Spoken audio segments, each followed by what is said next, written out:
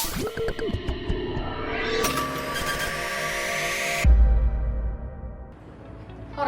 selamat pagi. Saya Indah Matahari dari Instansi Basarnas, Unit Kerja Kantor Pencarian dan Pertolongan Kelas A Medan, beserta Laskar Angkatan 4 Kelompok 2. Pada kesempatan kali ini, saya akan menampilkan podcast terkait dengan ASN yang berakhlak.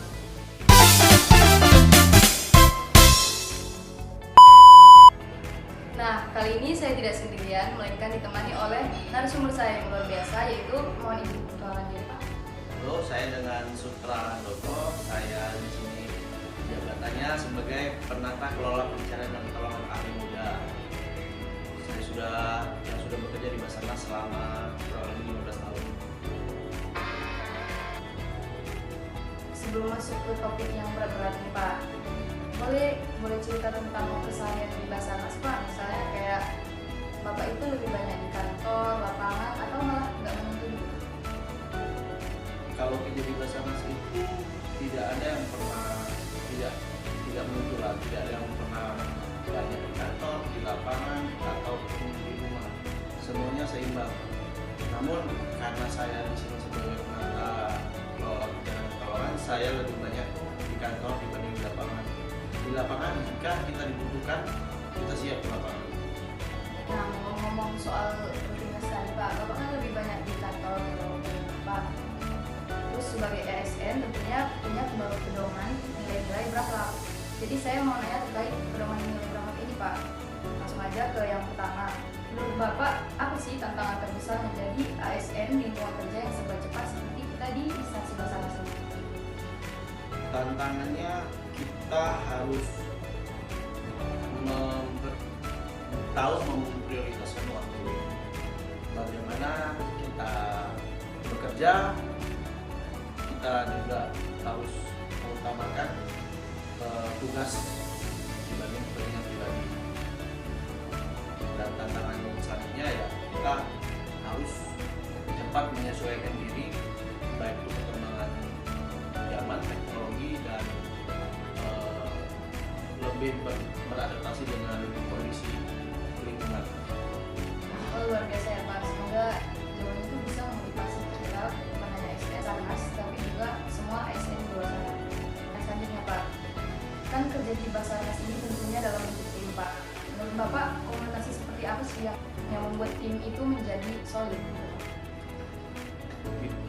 Agar tim itu menjadi solid, kita sebagai ASN harus saling peduli, menghargai perbedaan, dan menciptakan lingkungan kerja yang kondusif dan harmonis, dan saling care dengan teman-teman kerja. Menurut saya itu.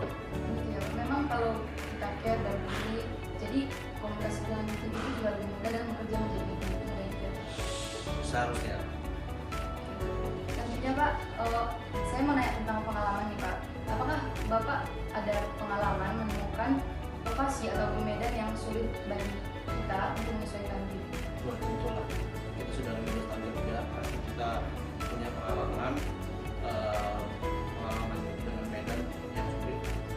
Jadi kita di sini bekerja harus selalu mempertimbangkan keselamatan kita dan tim, dan kita juga harus menyesuaikan dengan kondisi alat yang ekstrim. Karena tugas Basarnas itu adalah mendatangi medan yang ekstrim. Maka persiapkanlah diri kita untuk keselamatan kita. Dan bagaimana kita juga punya motivasi, kita ingin menolong orang yang sedang berduka.